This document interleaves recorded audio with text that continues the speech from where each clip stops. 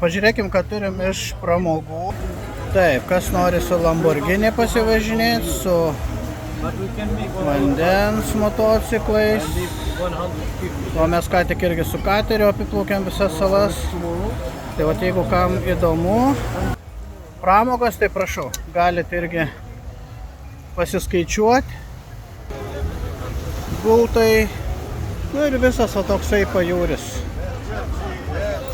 Gražios merginos, geras gražus vanduo. Tai va, tai pramogos yra tokios. Tai vandens motociklai grubiai 15 minučių 40 eurų.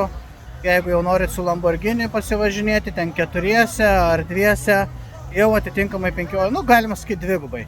Jeigu lyginsim su Bulgarija, nu tai kainos yra labai panašios, nes irgi ten 50 eurų, nu gal 20 minučių.